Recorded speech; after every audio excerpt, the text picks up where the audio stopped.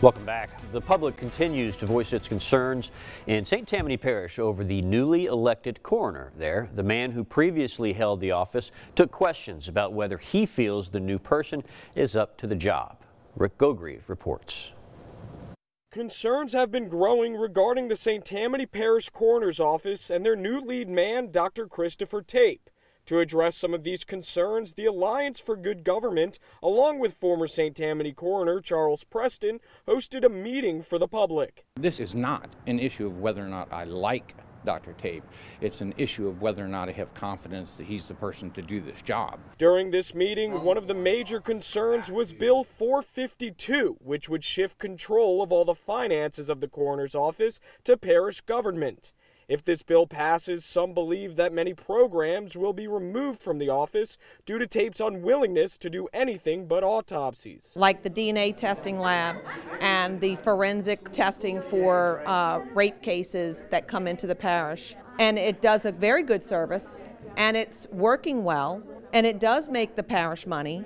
Tape has also made attempts to remove the sexual assault nurse examiner program. However, a temporary restraining order filed by 3 other North Shore coroners and the Sexual Trauma and Awareness Group stopped Tape from cutting the program. Dr. Tape's contention that any physician can do these exams is just not correct. While many questions were answered at the meeting, many residents are still left concerned for the future. It's appalling that our parish, who is like the go-to parish for these services, they're just going to allow it to go back to parish government?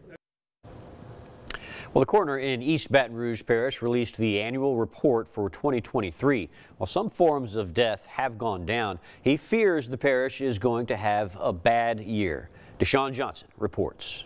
The East Baton Rouge coroner, Dr. Bo Clark, presented last year's death rate in the capital city, and those numbers are continuing to grow. If you look at the doors to my left, oftentimes not much good comes through those doors. 2 of the biggest factors for those numbers are overdoses and homicides. We've seen the opioid epidemic in this community really expand to large numbers of people dying. In 2023, the death rate for overdoses was at 289, with fentanyl becoming one of the leading causes of death in adults under the age of 45 in recent years. First heroin, now fentanyl that is in and around the street, and people are being exposed to it. BRPD has made large amounts of drug busts in the community, finding the main culprit, fentanyl, in their possession. And now the case of homicides are spiking higher and faster than before. Actually, as we all have seen recently in the first quarter of 2024, we've worked 43 homicides. 107 homicides were reported in 2023.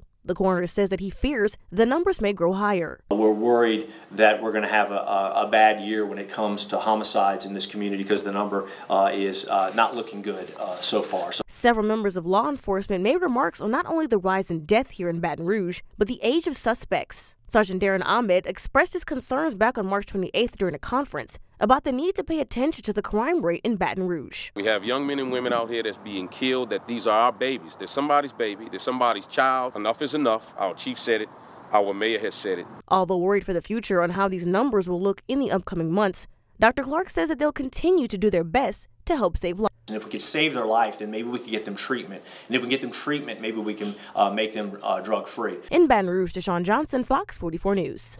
Stricter emission standards by the federal government has some truckers up in arms and predicting a spike in prices. That's next.